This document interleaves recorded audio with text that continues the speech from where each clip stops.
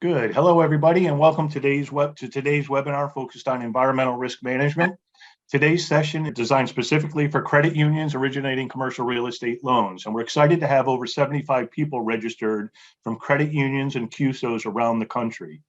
My name is Gary Kulik, and I'm delighted to be joined by my CREtelligent colleague, Daria Milburn, who will walk you through today's session.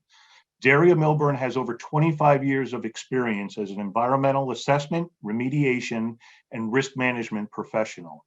She specializes in helping regulated financial institutions develop environmental policies, procedures, and has served as a risk advisor to many lending institutions. Daria has been active in several industry trade associations, including the RMA, the EBA, and NAGLE, where she has lectured on various environmental topics. I'm going to turn it over to Daria in a moment, but before I do that, I'm going to cover a couple of housekeeping items real quickly. First, we'll take questions throughout today's session, but we'll answer the bulk of these towards the end as we have a ton of material to cover. You can submit questions anytime during the session by using the Q&A feature that should appear on the bottom lower toolbar here in Zoom. Any questions that we don't get to today, we will follow up in an email and answer those again via email one-off. Second, we'll be sharing all the presentation material, including a recording of today's session, and we'll be doing that in an email after the webinar, probably within the next day. So be looking for that. And lastly, we'll be hosting another session in February that focuses on the environmental review process. Daria will talk a bit more on that later. And with that, Daria, I'm going to turn it over to you. Thanks, Gary. Well, we have an awful lot of material to cover today. Just to save bandwidth, once we get started, I'll be turning off my camera so we can focus on the slides. Like Gary said, you will get these slides following up after the presentation. So if there's anything that you didn't quite get to see in depth, you'll have that for reference afterwards. So welcome to our webinar today. We're going to quickly cover some expectations. We're going to be talking about environmental risk, the regulators, environmental regulations. So we have the financial regulators, and then we have environmental agency regulations, assessment tools, how to establish a matrix, considerations for your program, and then we'll bring it all together.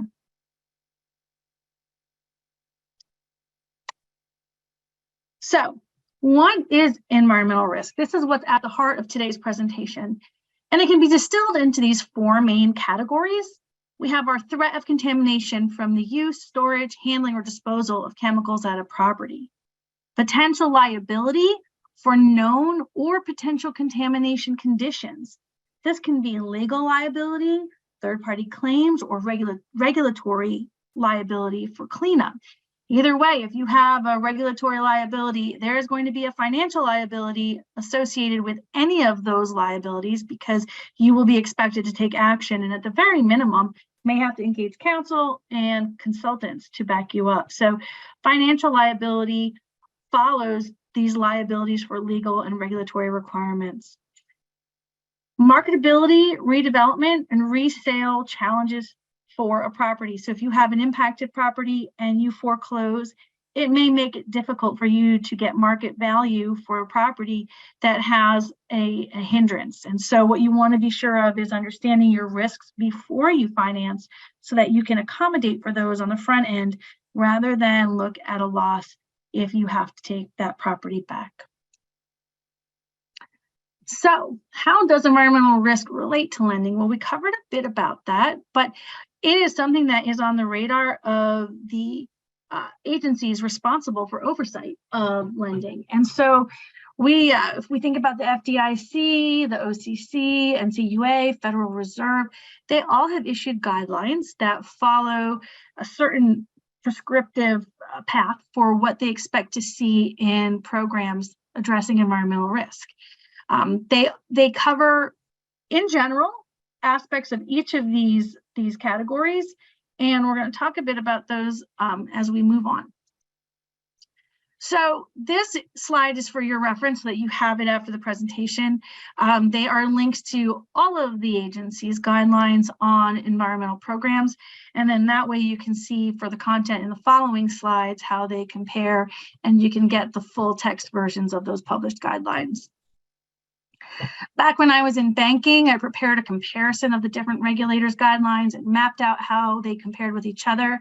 This chart may look a little busy, but what it's meant to show is the highest lines are showing the regulators who have the most requirements in these different categories, and the smaller or shorter the lines, the fewer the requirements. So you'll see NCUA being the dark green. In most cases, it's either in the middle or at the front of the pack for what their expectations are in these different areas. And again, this shows the same information, but in a bit of a different view. So you can see who is a leader in each of these different areas. The OCC, FDIC, Federal Reserve, NCUA. Federal Reserve is the leader in none. They have the most bare bones requirements. And the FDIC and the NCUA tend to track pretty well with each other. That is because a lot of the NCUA language comes straight from the FDIC guidance. The next few slides, and I'm not going to read these by any means, we have a lot to cover, but this is again meant for your reference. You can see as I broke down the language in each of the different guidelines, categorized it into some categories and subcategories. So you can see where the different regulators line up and how NCUA compares against the other regulators. This is important because while it doesn't look like there's very much here, the NCUA starts to require a whole lot more in some of these other areas. I think that one of the things you want to really bear in mind here is what their expectations are when you're coming into making a loan and requiring an initial environmental risk analysis at the beginning, and encouraging you to get more information if you feel like you have not had enough to make an adequate decision. You may need to do additional investigation, and the NCUA recognizes that and encourages that. Again, too, NCUA is pretty clear that they expect the program to be implemented, and they actually have, again, too, the most expectations around training, which comes up a little further down. One thing before I move on from this slide, though, is I would like to point out the NCUA's expectation around review. And so this one is something that is not always as well known, but is important to bear in mind. Should you be facing any audits by the regulators, what they might be looking for. If you don't have this in place, you may want to consider a procedure for doing that. So a lot of institutions struggle with staffing and having the right people to evaluate environmental reports. It is a bit of a niche. It is not always easy to interpret, but both the FDIC and NCUA expect that there are appropriate personnel with knowledge and experience to review the documents you're receiving as you're performing your risk analysis. And if the complexity of the documents you receive, whether it's the questionnaire or the RSRA or phase one, if it's beyond the qualifications of the person who's reviewing them, or the person who's reviewing it is having difficulty discerning what it means, their expectation is that a third party be engaged, whether it's an attorney or a trusted environmental professional, to help interpret that for you. So know that you're empowered by your regulator to engage for additional support where you need to have it. It's a difficult thing to incur additional costs, but sometimes it is in your best interest as well as your borrowers and members. So again, moving along, and you'll see, and you can refer to this language yourselves in further detail, but there's expectations around loan monitoring. None of the regulators actually tell you exactly what you should do with your loan monitoring. It is left up to a bit of interpretation, but there is an expectation that through the life of the loans that you are booking, that you are monitoring the environmental aspect of your collateral. So a lot of times you'll see that institutions will run periodic database reports to see if there's been any new listings on those properties.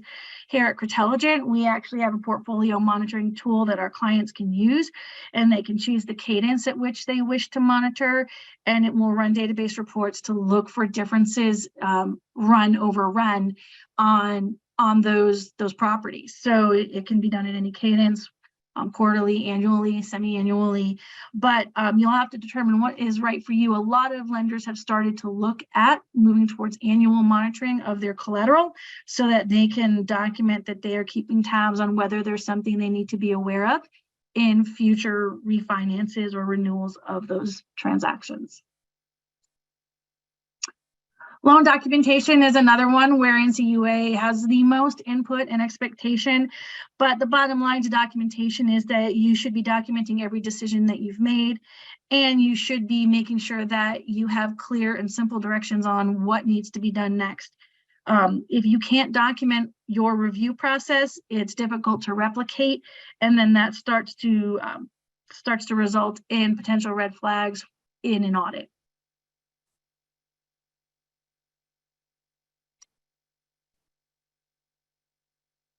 So if you take the financial oversight agencies' expectations, and then you start to look at environmental agency regulations, you combine these two, it starts to lead to what you need to do as you consider a matrix. So if we look at the federal environmental regulations that impact collateral, we have first CRECLA, which is probably something that you may be familiar hearing about. And essentially what it is regarding the cleanup of controlled or abandoned hazardous waste sites, whether it's for accidents or spills or emergency releases, the EPA will actually at the federal level seek out responsible parties for those releases to ensure their cooperation in the cleanup. In CRECLA, there is a secured creditor exemption known as the lender safe harbor, and we'll talk about that in the next slide. But essentially, if you are a creditor with a security interest in that collateral, you are provided a relief from liability over the property. There's the EPA all appropriate inquiry rule, which is most commonly associated with the phase 1 environmental site assessment process. The purpose of a phase 1 environmental site assessment is to preserve the innocent landowner defense under the CRECLA regulation. So to prove that before purchasing a property that the user of the report did not have any association with the property, whether it be a tenancy or holding title to the property where they could be held responsible. They want to prove I had nothing to do with this property before I engaged in my my interaction here. And if that happens and they can successfully prove that, then they qualify for the innocent landowner defense. So should something be documented or be encountered while they own the property, if they've done their due diligence and followed the EPA's all appropriate inquiry, they would not be held liable for the impacts that were discovered. And then there's the Small Business Liability Relief and Brownfields Revitalization Act. The secured creditor exemption that was referenced under CRECLA, again, it ensures that lenders that hold a property as a security for a debt can be spared the CRECLA liability as long as they don't engage in operational control. So you're not participating in the management of the facility prior to its foreclosure, and that you offload the facility at the earliest practical, commercially reasonable time after foreclosure. Where this gets difficult is if you do have a property you foreclosed on and it is impacted, how do you handle that next? It's important to note that spared liability doesn't mean that there's no cost to the lending party.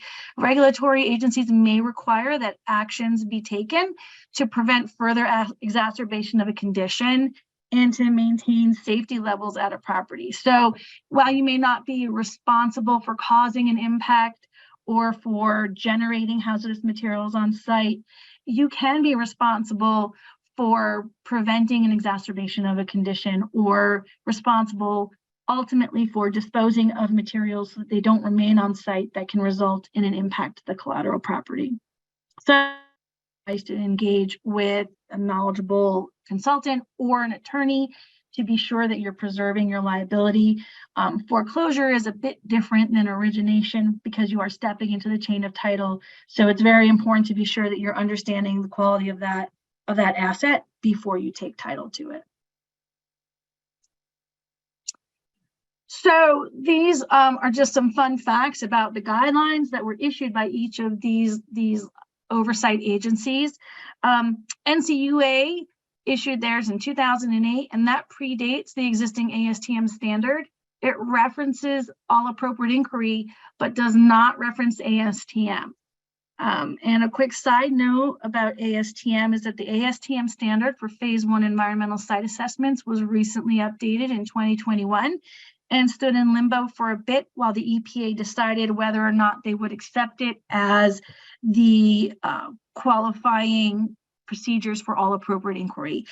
The EPA did finally issue their ruling, and so the new ASTM standard is what will prevail as qualifying for all appropriate inquiry. But the EPA will accept during this calendar year reports prepared to the previous ASTM standard, which was issued in 2013. So it gives consultants and users of reports a bit of a buffer time to get up to speed. The changes in the new standard were not extremely significant, but they were enough that it's going to take some folks time to update their procedures and documents. The OCC updated their guidelines in March of 2022, but the most recent document still references an outdated ASTM standard for phase 1 ESAs now twice over. So it's important to know for that, and the OCC not being the regulator of prevalence here, but it's outdated. FDIC predates the existing ASTM standard as well, and the Federal Reserve was issued long before there ever was an ASTM or AAI standard. So where do you begin? The best place to start is defining your limits. So understand your tolerance. What is acceptable? What kind of collateral presents an acceptable risk based on your screening? What is questionable? And if it's questionable, what will you require next? And what is unacceptable? Do you have a limit for which you feel your risk threshold has been exceeded?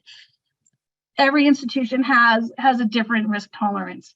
But where do you stand on these issues? And we're going to talk about some of the most common issues in contaminants. Now, these are things to really be aware of as you're evaluating this. So it helps to break down the most common risks you see with some of the high-risk property uses. And these are, probably a handful of the most common property uses you'll see in the high-risk spectrum. So you can take a look at this and refer to it. It gives some really common scenarios that you would encounter, whether it's underground storage tanks at gasoline stations, whether it's groundwater impacts, drum storage, hazardous waste material handling, disposal, dry cleaners and solvent use, manufacturing processes, landfilling, agricultural uses. The most common contaminants you'll find in these areas are listed below, and by all means, this is not an exhaustive list, but you will certainly encounter these contaminants most commonly associated with these property uses. Where you have things like volatile organic compounds, those are the things that are going to persist. Metals will persist, and those are the ones that present the highest health risks as well. So when it comes to bulk material, waste storage, poor material handling, ask yourselves, is this acceptable?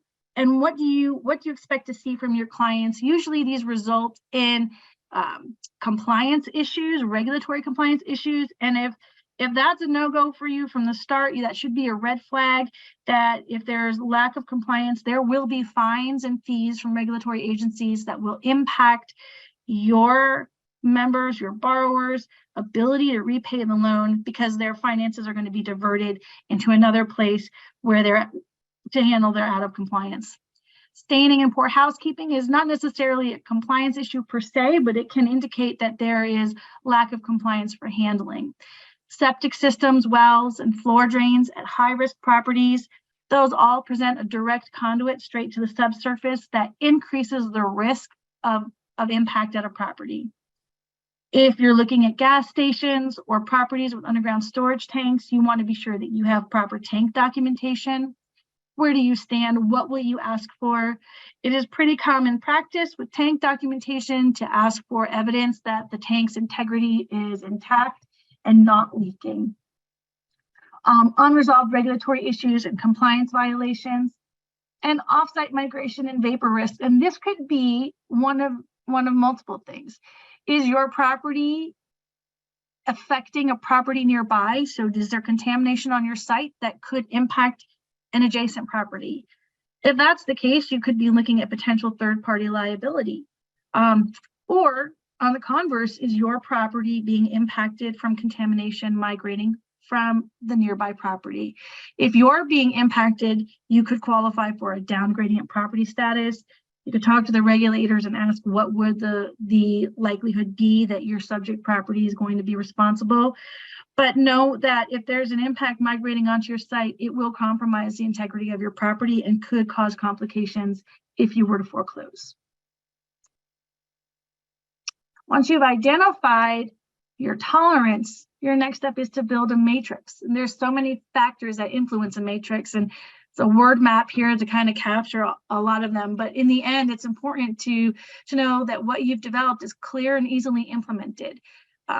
Understanding that you're going to be responsible for implementing your matrix, you want to be sure that you are able to handle the complexity of it. So in most cases, what we'll see is that there's a mixture of loan type with property use and loan amount being considered as this matrix is built. But where do you stand if there's an abundance of caution? If you're not assigning any value to a property, how far are you going to go to investigate it if you're truly not going to assign a value, or if you're taking a negative pledge on the property? Again, how much information is enough information? Obviously, if you have a first lien position, you're gonna be looking at that a little bit more carefully, and you're gonna need enough information to be comfortable. So what do you use? What are those tools that you would use for evaluating it? Well, you would look at any number of risk assessment tools, and you'll probably be familiar with many of these. Now, I will say that there are some clients of ours that are credit unions that have been relying on a questionnaire, but have started to hear feedback that the questionnaire is really not being considered a very viable way of evaluating risk by the NCUA. So if you haven't heard that yet, I would be aware that you might start to get that feedback. And if that's the case, start looking at the next levels of investigation to protect you. So this list here kind of builds one over the next, and they integrate components of the previous. So you have your database reports, which is usually a public record search of the environmental listings that have been recorded by the environmental regulatory agencies in the public record. Bearing in mind that these database reports that come back are only reflecting what's been reported to an agency, it is very possible that there's a condition that exists on a property that you may not catch because it hasn't been reported. So no listings doesn't always mean no problems. It just means nothing's been reported to an agency. That's where the next level of investigation, the RSRA, record search with risk assessment, is commonly used. And this actually originated from the SBA, and the scope of it is outlined in the SBA SOP. But a lot of lenders have started to resort to this as a balance between a phase one and a database or questionnaire report. This integrates not just a questionnaire, but a database report, and it looks into historical records for a property. Those historical records could be a combination of historical fire insurance maps, historical aerial photographs, historical topographic maps, city directories, and looks for evidence of businesses that have operated on a property that may be questionable. So there may have been a dry cleaner that operated at a property in the 1940s, from the 40s to the 1960s. Well, that time period predates any comprehensive environmental regulations. And so you wouldn't see that come up in a database report because they weren't required to register. So you could catch that through the review of the historical records. And that's very helpful, low-cost tool to evaluate risk. The next step would be a transaction screen report, which incorporates the questionnaire, the database report, the historical records, and a site visit. And once you have all those brought together, then what you do is you can integrate what are the observations on the property. You had boots on the ground. Someone was there to take pictures and record their observations. The ASTM was also, the ASTM standard for transaction screens was also just updated in August. And it has turned into a much more comprehensive investigation than it previously was. It has a comprehensive questionnaire that is required to be completed by owners, occupants, and the preparer of the report. And it has probably over 50 questions just about potential environmental triggers at a property. The questionnaire alone is a useful tool and is much more comprehensive than most questionnaires that are out there today being used. So if you are not familiar with the updated standard, by all means, we can go into that in our next webinar, and we'll discuss that and talk about what's involved in that investigation and the review process. The Phase 1 ESA, again, is currently done to the 1527 standard. And like we said, they're accepting the 13 version, but the 2021 version is the most recent and is going to be the one that's going to prevail by the end of the year. Not only does it include the questionnaire, database, historical records, but now the site visit is performed by an environmental professional or under the oversight of an environmental professional, and includes an in-depth regulatory file review. This is the report that would qualify for the innocent landowner defense as long as it followed the ASTM standard to qualify for all appropriate inquiry. The Phase 2 ESA does not incorporate the previous elements from the previous reports, but actually is done in response to the findings of any of those reports. You might be able to identify, based on what you've reviewed in the previous reports, that there is a condition that requires further investigation. A Phase 2 ESA is site-specific. It actually looks at several different areas of a property. You would be gearing your Phase 2 scope of work towards the concerns that were identified. So not all Phase 2 work is the same. It doesn't include the same number of samples every time. It doesn't include the same types of analyses, but it always does include collection of samples for laboratory analysis. And that could be a combination of soil, water, air, even building materials, to look at your potential risks that are there and confirm if you have an impact or condition that requires further remediation. Hey, Daria, if you could just hold just for a second, go back to the last slide. I wanted to give you a break to catch your breath and get a sip of water. Again, just a reminder to everybody on the call to submit questions via the Q&A. We have got a couple in the queue right now. And Daria, I'm wondering if you could knock off one real quickly. As a credit union originating CRE, what is our risk of relying on just the borrower questionnaire as our sole environmental DD? Well, yeah, that's a really good question. The questionnaire is, it's a very simple document. There is no standard for a questionnaire. And while the ASTM standards include kinds of questionnaires, not all lenders use it. And many have very simple questionnaires. So not all questionnaires are created equal. You're also at the mercy of the knowledge of the person filling it out. And that's not always the person who has the most knowledge about the property. And if you think about it, your member may be completing the questionnaire based on what they know, but they're not the owner. And so they don't have the full history of the property. If you have the property owner filling out that questionnaire, it's also, important to bear in mind that their interest is to sell the property. And so they're not necessarily going to want to point anything out that could be a problem that would hinder their transaction. So having a third party involved in the review of information about the property is really important. The questionnaire in and of itself should be meant as a quick screen, but is a dangerous document to rely on if that's your only screening tool.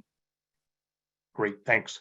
All right, so not going to read the entire matrices here, but this is an example of some sample matrices that have been used by institutions and combinations of reports. This is not an exhaustive list. This can be modified in any way, but this is sort of an example of what other lenders have done in these spaces. And you have simple and complex matrices showing lenient, moderate, or conservative approaches. So as you're pulling your policy together, it's really important to outline your expectations. So think of the who, what, when, where, why, and outline what each of these are. And you don't have to necessarily write it up as who, what, when, where, why, but you want to make sure that you're incorporating each of these things into your policy. That way you can go through and refer to this list as a bit of a checklist to be sure that you are including what you have in your requirements. Who does it affect? What are you requiring? What are your definitions? When is the effective date of the policy? Where can it be found? And where is it housed in your organization? When it comes to the final analysis of the risk, now that you've put your policy together, you have your matrix, now comes the hard part of understanding what the heck it is you're looking at.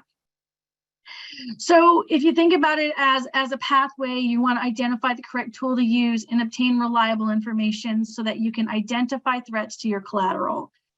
Once you identify those threats, identify your need for additional information so that you can ultimately quantify that risk.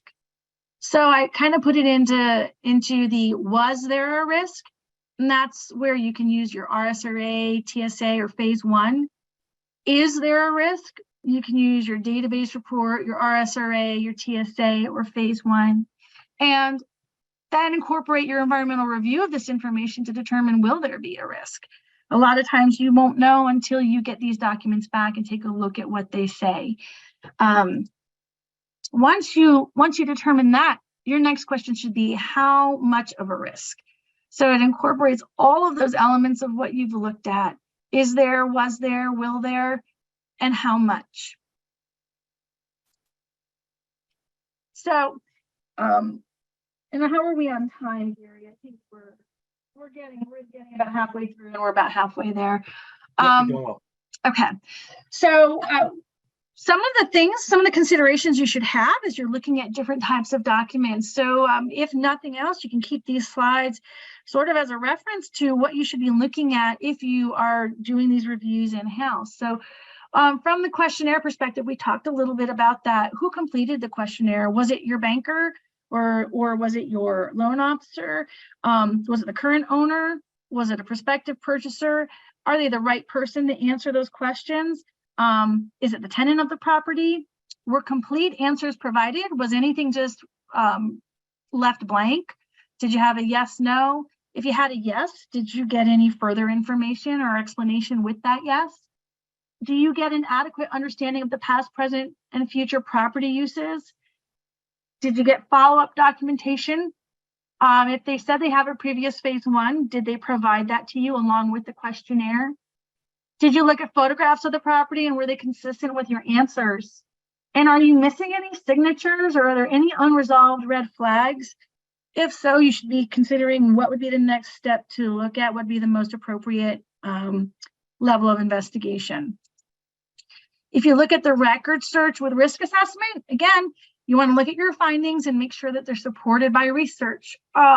Did the vendor who completed the record search with risk assessment reference sources, and are you able to reference their sources?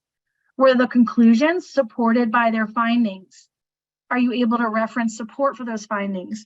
So, for instance, you might have gotten a report back that said there's an underground storage tank on the property, but it doesn't come with any recommendations. So they say no further actions recommended, but they don't give any why. You want to make sure you're getting your why, that you can follow the train of thought for what the rationale was, because ultimately you have a report in your file that identifies a potential concern. You're going to need to show you can replicate this decision in the future. So if you don't have the middle connecting the risk to why it's no longer a risk, your file is going to be incomplete. Do your recommendations make sense? If you're doing SBA lending, is the document less than a year old? Were there any data gaps and were they explained? And what were the risks to your subject property, or were there risks from the offsite? So again, these are some of the most common questions that that folks who have internal departments are asking themselves as they review these documents. And now you have that expertise to start thinking about, these are the questions I need to ask myself as well. For transaction screens and phase 1s, you start to get a little bit more in depth. Again, There's a common theme here. Can your findings be supported by research? Are the references available to you? Are the conclusions supported by the findings, and can you reference the support for what those conclusions are? If the recommendations give you clear next steps, can they be followed? If your next steps are not clear, you need to talk to the person that was engaged to understand what they're recommending, and do the recommendations make sense? Were there any gaps that were left unexplained? If so, you need to close those up. Otherwise, the all appropriate inquiry may not apply. Now, a lot of lenders aren't really concerned necessarily in all appropriate inquiry at the time that they're making the transaction, that they're booking the deal, because they are not stepping into the chain of title as an owner. But at the time of foreclosure, it becomes very important. So what you want to do is set yourself up so you're understanding your risks and you're making an informed decision from the start. I like to use the analogy of, you go to your family picnic in the summertime, and your Aunt Edna, she's famous for her deviled eggs. And you get to the picnic late, and those deviled eggs were sitting out in the sun for about 2 hours, and you go to take one, and your cousin tells you, I don't know, that's been out for 2 hours. And you say, okay, thank you for that information. Now you can't resist the deviled eggs, but they've been sitting out there for 2 hours. So you decide, do I want to take the risk and eat and those famous deviled eggs, knowing that it could upset my stomach, or do I want to pass and wait till the next family picnic? At least you're making an informed decision should you decide to proceed. So were there any oversights in these reports? Check the appendices. You want to be sure that if there was, say, a no further action letter referenced, that a copy of that letter is provided in your appendices so that you have it for your records as well. And then look at your general report considerations. Did it meet the standard that they're referencing? Is the standard still current? And were there any limitations on the report? Limitations are important to bear in mind. Some vendors will limit their liability to the value of the report. So if you paid $1,500 for a transaction screen assessment, in that report, if you accepted those terms and conditions and the vendor missed something, you've accepted that the most you'll ever get back from them is $1,500. And so you want to look for hidden limitations on your reports. You want to look, did the site visit occur at a time where maybe there was a lot of snow on the ground and they couldn't access or see all parts of the property, especially if it's like an auto repair shop, or if it's a junkyard. You want to be sure you can see that ground surface so that you're understanding the status of the materials beneath the snow. So you want to make sure that there haven't been any limitations to what they were able to observe at a property, because that can be a real hidden risk for you. Phase 2s are a little bit different, because now what you want to do is you want to evaluate what was the scope that was requested. Did you outline the scope, or was it a scope followed by somebody else or outlined by somebody else? If the scope that was outlined in the report and provided to you, was it followed? Did they actually follow what they said they were going to do, or was it varied? If there were any variations from the scope, what were they and why were they? Once you determine that, you need to ask what was found, where was it found, how much it was found. Can the vendor give you an estimated cost to remediate the problem, or has it gone to a point where they have to do additional rounds of investigation? A lot of times, the first round of a phase 2 is enough to tell you if something's there or not, but it's not always enough to tell you how far or how much is there. So you want to be sure that you can, with confidence, get an estimate from your vendor. And is there a threat of migration of contamination beyond the property boundaries? Again, check your appendices. There's always room for error. Laboratory data can be misinterpreted, or a decimal place could be in the wrong place. You want to make sure that you're looking at the information yourself and verifying that it all matches up and you're getting a credible report. Some additional considerations to have in your review process are considerations by transaction type. So is it a new loan? Is it a refi? If it's a refi, asking yourself, has anything changed since the deal was originally booked? Are there any significant risks that should be addressed before you advance new money?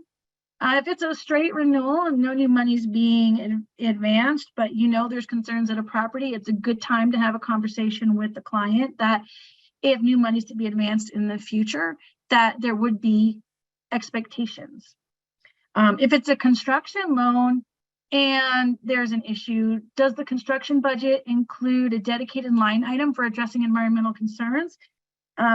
It's possible that they have accounted for potential remediation in their construction budget, but you want to make sure that that line item, the amount of money allocated solely for environmental concerns, is adequate. So what is it based on? Was it based on an arbitrary figure just guesstimated by someone, or was there an investigation that actually outlined this is how much is there and this is how far it goes and this is what will have to be done to fix it?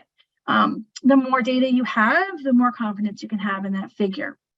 And is there a materials management plan in place that will outline how contaminated materials will be handled if they're encountered at the property? These are all things that can result in fees. I'll use an example of Florida.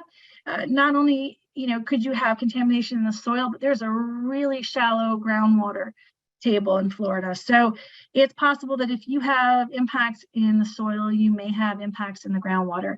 So if you're going to be dewatering for a foundation, is that water impacted? And if it is contaminated, it will have to be handled in a different way than just pumping and releasing it into a different place or into the storm sewer. None of that would be acceptable. So if that's the case, are there going to be costs associated with managing materials during the construction process? And then there's your non-real estate secured abundance of caution or negative pledge. Be clear about what requirements there would be and manage expectations up front if value is going to be assigned to the property. It would still be advisable to screen, even if you're not assigning value to a property, just because it's possible that there are issues you may not be aware of, but it will help you understand, do you even want to consider assigning value to a property that you're taking as a negative pledge or an abundance of caution? Leases can be very tricky. So you want to carefully read lease agreements to look for provisions regarding environmental liability and what's the likelihood that your client can impact the property. And is it possible that a previous tenant might have impacted that unit before your borrower's tenancy? You wouldn't want to end up having your client be responsible for something that somebody else did. And so those leases are really important to look at and make sure that you have an understanding for what those expectations would be.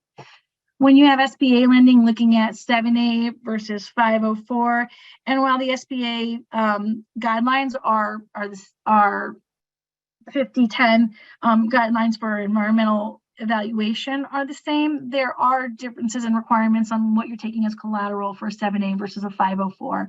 So making sure that any property that's being assigned value or has a lien placed on it is being properly evaluated so that you are not blind to any potential issues that may occur at all collateral properties. Participations and syndications. If you're involved in a participation, it's important to understand your own risk, not just rely on the lead who is evaluating the risk or bringing the transaction to the team. And foreclosures. Was due diligence performed at loan origination? And if it was, what was the outcome? Is the site a high-risk property use type? Is your client cooperating? You really need full access to a property to adequately investigate it and qualify for all appropriate inquiry. If there's a limitation on access to the property and you don't get interior access, you may result in having a data gap, which, if it's not resolved, will not qualify for the innocent landowner defense. And then finally, is there a risk of contamination? You need to understand this before you foreclose. You don't want to find that out afterwards. Daria, just a quick time check. We got about just under 15 minutes left. So just plan accordingly. We'll try to get people out on time today. Thanks. I think we're on track, but I'm going to do my best here, Gary. I'm thankful we have a second session coming up, though, so we can go a little bit deeper dive. And if there's any questions that we couldn't get to today, we can certainly answer them in the next session or follow up in writing for everyone. But documenting your findings, it's important to document that whether your policy was followed, did you evaluate your risks, and that your risks are quantified and understood. It's important to be sure that you are consistently applying your policy, because the more exceptions that you grant to your policy requirements, the more you compromise the integrity of your program. So you want to make sure you're maintaining your program's integrity. You don't want it to be viewed as something that is able to just be written off with an exception. Exceptions create red flags. So knowledge is power. Know and understand your risks so that your decisions are informed, they're defensible, and they're replicable. Meaning you can come up with the same conclusion in the same scenario time and time again.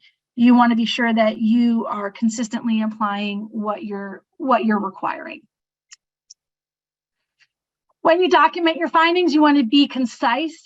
I want to really encourage everybody to avoid the copy and paste. It's a really common practice to get a phase one, put together a document of findings, copy the consultant's conclusions, and paste it right into your document. But that doesn't show you have an understanding of what they're telling you. And in many cases, it's often misinterpreted, or it's not understood by the lender or by your client coming to you. So make sure that your expectations are clear, be concise, and document what your findings are. Confirm compliance with your policy matrix, confirm compliance with scope, confirm the acceptability of the collateral. List your primary risks and indicate whether they've been sufficiently mitigated, and if they have, how or why are you coming to that conclusion?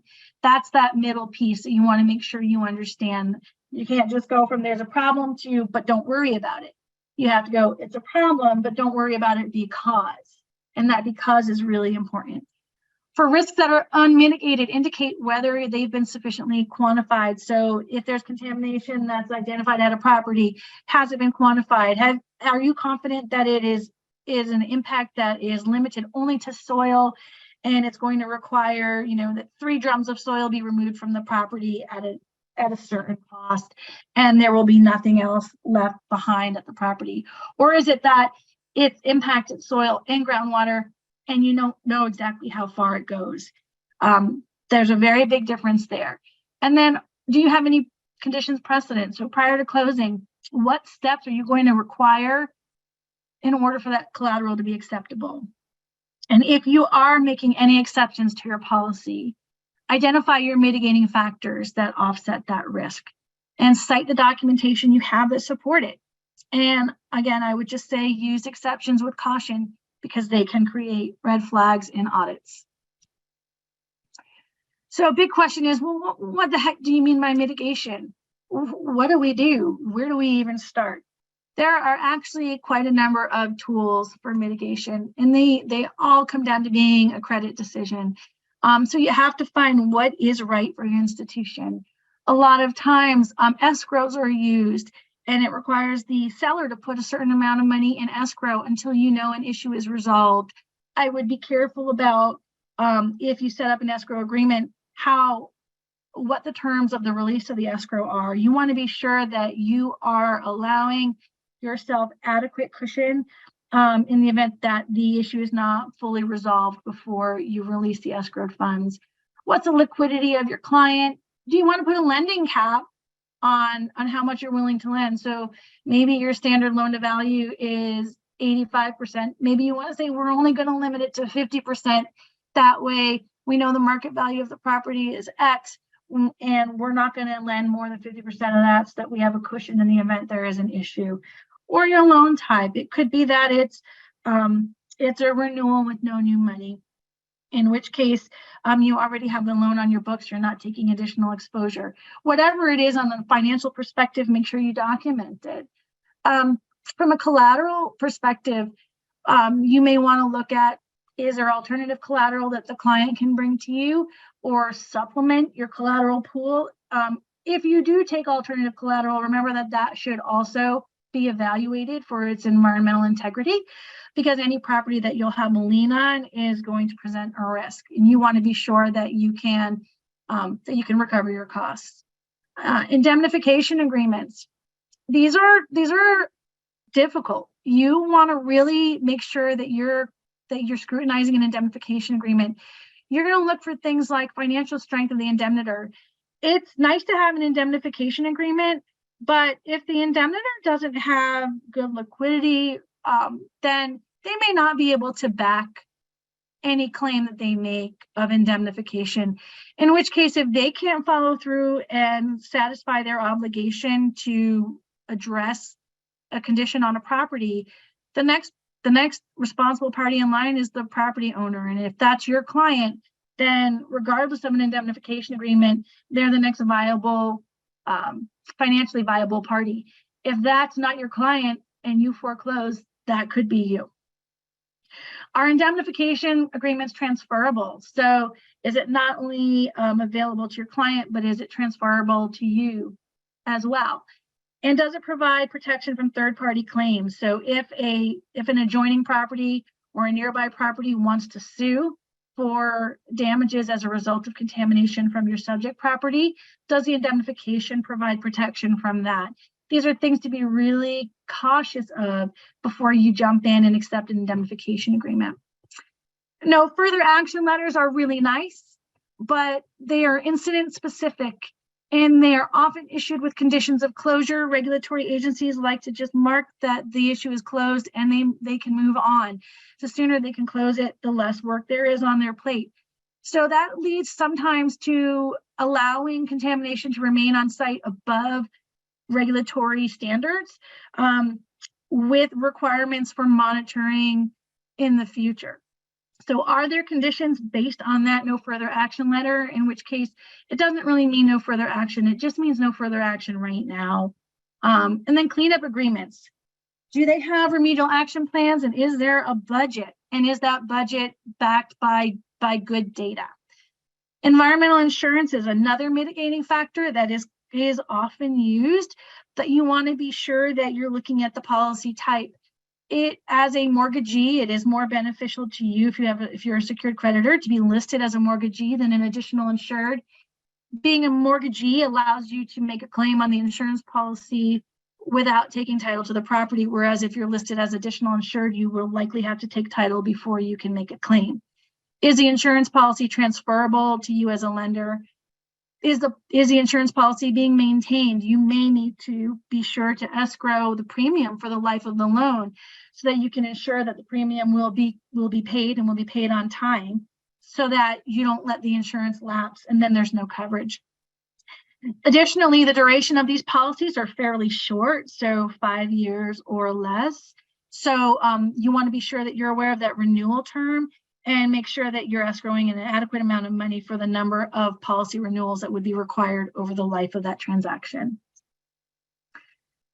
So this goes over some of what we've already discussed. And just remember that all that glitters is not always gold. So as we discussed with indemnification agreements, a lot of times you'll see there's time restrictions or restrictive conditions. Agreements can sometimes be annulled as a result of certain behaviors or actions on a property. So you want to be really sure you're clear of all the things that could potentially risk indemnification transferring to you. Cleanup funds are often referenced as a mitigating factor. I will offer this knowledge about cleanup funds. Being eligible for cleanup funds does not guarantee that a property will be funded for cleanup. Think of it like making a loan to a client who comes to you and wants more money than their credit indicates they should have. But they tell you, well, I'm eligible to win the lottery. You're not going to lend money based on someone's eligibility to win the lottery. It's very similar with cleanup funds. Eligibility for cleanup funds can be compromised if a site goes out of compliance. Eligibility does not mean that funding will be there. Solvency of the fund. It is very common for funds to run out of money over the course of a year. How often has a fund gone bankrupt? What state is it in? What is the funding criteria? And is it a prioritization schedule? A lot of cleanup funds will run on prioritization and they'll say, well, we're going to prioritize the properties with the worst contamination first. So your property may have been selected for funds, but they're a low priority score, in which case I have seen properties sit for decades as a low priority score while no funding was ever provided for their cleanup. Out-of-pocket expenditures. So there may be shared costs between the agency and the property owner, and transferability, that those cleanup funds may not transfer with transfer of title. So you want to be sure that you're clear if you're going to use a cleanup fund as a mitigating factor, all of these items before you accept it. So I want to now move into a quick little exercise of no further action, true or false. So no further action letters. Are they issued to specific releases and incidents only, or do they go for anything on a property anywhere? They are issued only to specific releases or incidents, which means that if there's another release on the property, there will have to be a different no further action letter issued. They're often issued for different types of contaminants as well. So you won't usually see a no further action letter for the release of petroleum on a property to be issued at the same time and cover solvents that are at a property. Those are usually handled under different agencies or different divisions of environmental agencies, and therefore the different programs are responsible for issuing different letters. No further actions do not guarantee that a case won't be reopened. In fact, there are some cases in the Northeast especially where regulatory standards changed and that the regulatory agencies reopened those cases. They reserve the right to do that. And they do that with 3 words at the end of their letter. Again, no further action at this time. So be very cautious that if contamination is left on site, or even if there's contamination, but it's below the regulatory standards, there's always a risk that that case can be reopened. Daria, just a quick time check. We're got about 2 minutes, 2-3 minutes left. Okay, great. I'm Thanks. going to blow right through these. No further action letters do not guarantee that no contamination is present on site. They do not guarantee that additional work won't be required in the future. They are subject to limitations and conditions. A very common limitation you may find is that requirement to abandon monitoring wells within 30 days of issuance of a letter.